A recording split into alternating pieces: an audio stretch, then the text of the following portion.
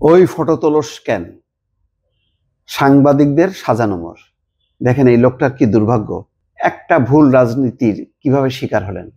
শেষ প্রান্তে এসে তিনি কি করলেন, হঠাৎ করে ভুল পাল্টে আওয়ামী লীগে জয়েন করলেন এবং নৌকা নিয়ে পাশ করলেন। সারা জীবন করলেন হচ্ছে বিএনপি রাজনীতি। হ্যাঁ, সেই এবং তার নামের সঙ্গে আছে সাজানো মোর বীর বিক্রম। তো একজন মুক্তিযোদ্ধা, এটা সত্য। বিএনপি নেতা, এটা প্রতিষ্ঠিত সত্য। কিন্তু ভুল পাল্টে গেলেন আওয়ামী লীগে। 24-এর যেই নির্বাচন, যেই দ্বাদশ জাতীয় সংসদ নির্বাচন, সেই দ্বাদশ জাতীয় সংসদ নির্বাচনের উল্লেখ্য যে রাজনীতির যে ছন্দপতন বা স্খলন, তার মধ্যে অন্যতম যে ক্যারেক্টার, তিনি হচ্ছেন সাজানো মোর। তার বিষয়টি অবাক ছিল, আর বাকিরা কেউ ভালো করতে পারেনি। যেমন তৈমুর আলম খন্দকার হোক, অথবা এই একজন পররাষ্ট্র বিষয়ক যে মুক্তিযোদ্ধা, আমি ঠিক এই মুহূর্তে নাম মনে আসছে না, তো তিনি ভুল পাল্টেছেন। তারা তৃণমূল করেছেন, তৃণমূল বিএনপি করেছেন, কিন্তু লাভ হয়নি। সেই তৃণমূল বিএনপির চেয়ারম্যান এবং তার যে সেক্রেটারি তৈমুর আলম খন্দকার, তো দুইজনই ডাব্বা মেরেছেন। তো এখন দুইজন বোধহয়, একজন কারাগারে আছেন, একজন কারাগারের বাইরে আছেন। কিন্তু সাজানো মোড়ের ডিগবাজিটা ছিল ভয়ঙ্কর। সেই ডিগবাজি ফলে তার পুরো ক্যারিয়ার এখন শেষ। এখন দেখেন তার আচার আচরণগুলো কিন্তু এখনো পরিবর্তন হয়নি। বলছেন যে কারাগারে সাংবাদিকদের কাজই তো ছবি তোলা, তো বলছে ওই ফটো তোলস কেন? এটা কোনো ল্যাঙ্গুয়েজ হইতে পারে? হ্যাঁ, এইরকমই আচার আচরণ, ফাউল আচরণের জন্য তিনি কিন্তু বেশ বিখ্যাত। আজকে কি ঘটলো?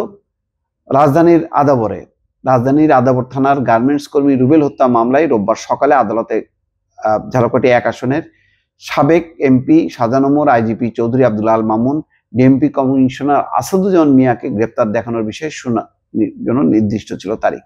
এদিন সকালে তাদের আদালতে হাজির করা হয়। 9:15টার পর তাদের এজলাসে তোলা হয়। 3 জনের মধ্যে সামনে ছিলেন সাজানো মোর। ওই সময় সাংবাদিকরা তাদের ছবি তুলতে গেলে সাজানো মোর বলেন, এই ফটো তোলস কেন?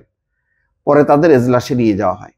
সেখানে অনেকটাই স্বাভাবিক ছিলেন সাজানো মোর। আইনজীবী, পুলিশ কর্মকর্তাদের সঙ্গে কথা বলা করেন। কখনো হেসেছেন, আইনজীবীদের কাছে মামলার বিষয়ে খোঁজখবর নেন, জানতে চান এই এজাহার নামী আসামি কিনা তিনি। তবে অনেকটা নীরব ছিলেন চৌধুরী আব্দুল আল মামুন, আসাদুজ্জামান মিয়া। তারা আসামির কাঠগড়ায় দাঁড়িয়ে ছিলেন নীরবে। আসাদুজ্জামান মিয়া আইনজীবীর সাথে একটু কথা বললেও প্রায় পুরোটা সময় নীরব ছিলেন চৌধুরী আব্দুল আল মামুন। আচ্ছা, কেন ছবি তোলার সময় এই আচরণ করলেন? এটা তখন আবার ভুল পাল্টে তিনি বলতেছেন, তোমাদের কাজই হলো ফটো তোলো, আমাদের আপত্তি নেই। এর আগে 21শে নভেম্বর সকালে কাঠালিয়া থানার একটি মামলায় সাজানো মোরকে গ্রেপ্তার করা হয়। যাই হোক, এই হলো সাজান মোরের কেচ্ছা কাহিনী।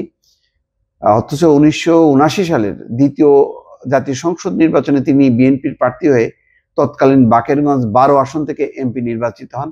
91 সালে পঞ্চম জাতীয় সংসদ নির্বাচনে তিনি ঝালকাঠি 1 আসন থেকে এমপি নির্বাচিত হন।